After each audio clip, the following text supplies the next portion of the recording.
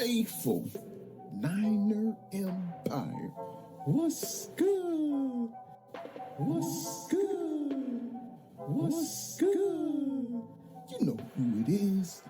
It's your boy, Jay in the Bay.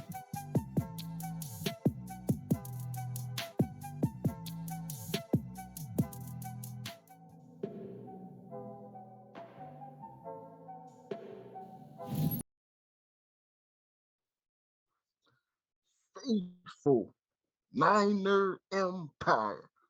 What's good? You know who it is. It's your boy, Jay in the Bay. And once again, it's a pleasure and an honor to be on with the faithful, the Niner Empire. And welcome back to another episode of What's Good with yours truly, Jay in the Bay. You guys can follow me if you haven't already. Check me out on social media, IG, Twitter, YouTube under the same name, Jay in the Bay. And the 49ers are looking to bounce back against the Houston Texans in the final home game this season at Levi Stadium.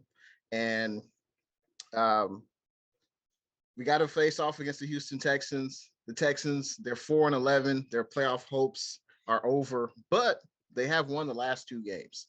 So what that tells me is that this team is playing hard. They're giving max effort for their head coach, David Culley. And this is not a team that the 49ers can just show up on Sunday and think that the Texans are going to lay down, because that's definitely something that's not going to happen. And clearly we're the better team. We're more talented than the Texans, but they do have some players that 49er fans should keep an eye on. Obviously, their signal caller, Davis Mills. He's a rookie out of Stanford. I think he's got 12 touchdowns, 9 interceptions. But over his last two games, he's thrown 4 touchdowns and 1 interception. So he's playing pretty well his last two games. They have a wide receiver, a wily vet by the name of Brandin Cooks. He's been in the league for a while. He can still burn. He is the Texans' best wide receiver, most targeted wide receiver. He's got 80 catches, 5 touchdowns. I think he only needs about 50 yards to get 1,000. So Brandin Cooks can definitely cause issues for the secondary. Cooks is definitely a player that the Niners need to, put their attention to. That's for sure. This team wants to run the ball. They have Rex Burkhead, but Rex Burkhead, he had over 100 rushing yards last week against the Chargers. But the Chargers do have one of the worst run defenses in the NFL, and the Chargers had multiple players out due to COVID. But Rex Burkhead is still capable. So the 49ers still need to have a excellent run defense, something that we've had over, I would say the last 2 months, I would say. Now this Texans team in the last 2 games, this is what they've done. They've had a kick return for a touchdown. They've had 3 sacks. Brandin Cooks has gone over 100 receiving yards. And on third down, this is what the Texans offense has done in the last 2 games on third down. They are 19 of 31. That's pretty damn good over the last 2 games. And this 49ers defense struggled last week on the money down, on third down. So this is definitely something the Niners will need to improve on. And don't take this Texans team lightly. That's for sure. Let's get into Jay's 5 big things. No mistakes. The 49ers offense, especially now, I'm sure you guys heard, Trey Lance is taking the first team reps this week. Jimmy G has a bum thumb. Obviously, there's a section of the fans who want Jimmy to start. There's another section who want Trey Lance to start. But whoever is under center, we can't have any turnovers. I believe Jimmy G lost us that game last week with his interceptions, his missed throws, and we got to play efficient on offense. We have to capitalize on opportunities, especially in the red zone, and we just got to play disciplined football. And whoever's under center, don't turn the ball over, make positive plays, and I think it'll put us in better position to win this game on Sunday against the Texans. Number 2, we got to stop the run. The Texans want to have a balanced attack. I don't know about you, Faithful, but Rex Burkhead doesn't keep me up at night. I'm not scared of Rex Burkhead. I know he had a great game last week against the Chargers, but I think this 49ers defense will do a much better job than the Chargers in stopping the running game. And if we do that, we make this Texans offense one-dimensional, put more pressure on Davis Mills, and also this helps our defensive line. They don't have to worry about stopping the run. They can just focus primarily on rushing the quarterback. And we know what we can do. When we get our hands on the quarterback, we can cause havoc against the team's offensive game plan. And the first thing we have to do, got to stop the run. Number 3.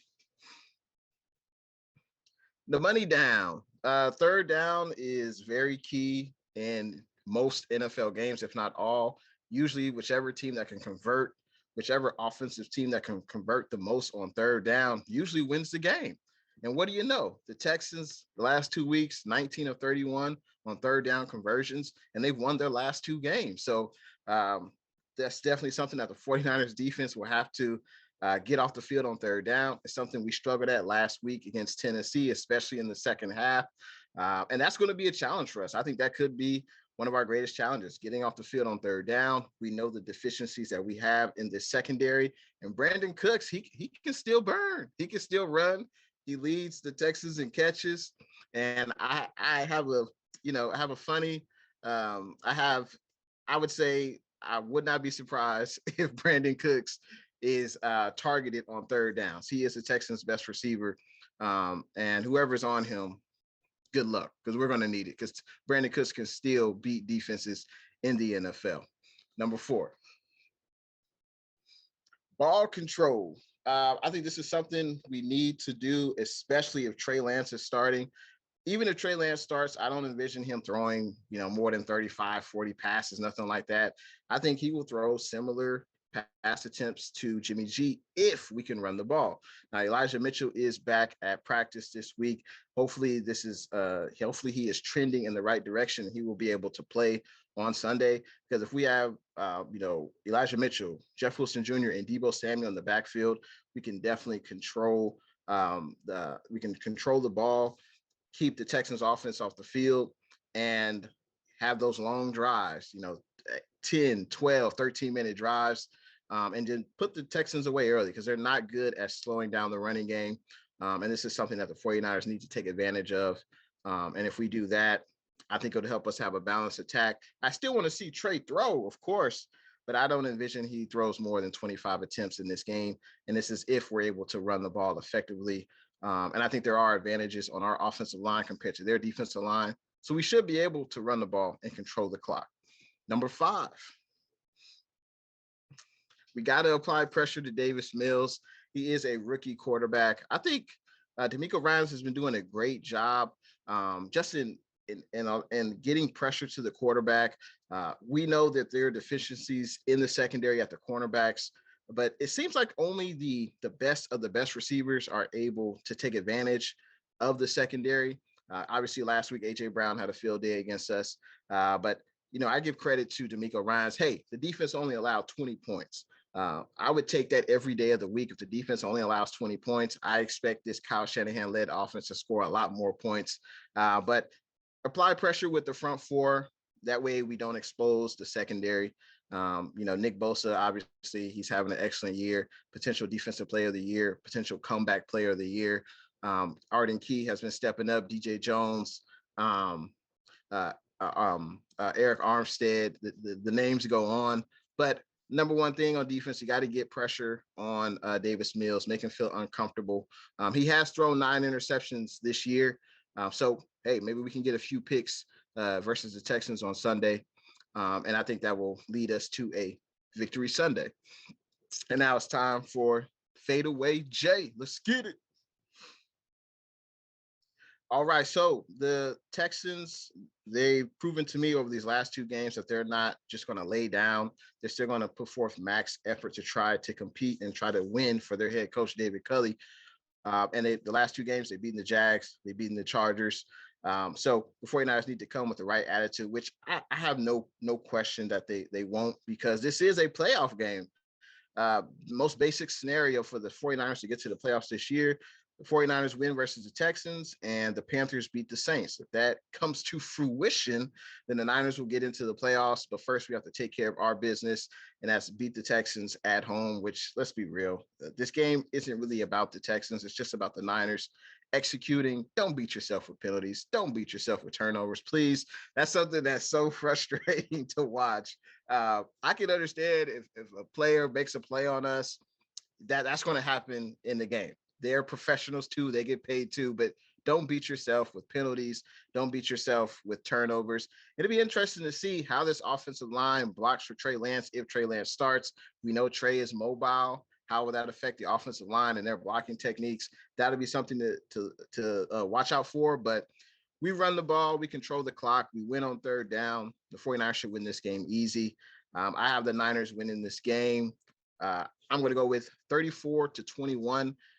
We clearly are the better team. Our playmakers just need to come out and play, and we should be able to win this game, no questions asked.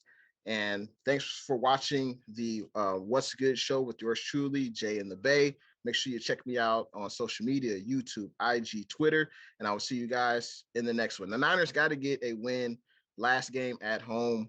We got to have a treat for the fans, and I think we'll do that. I'll see you guys in the next one. Go Niners.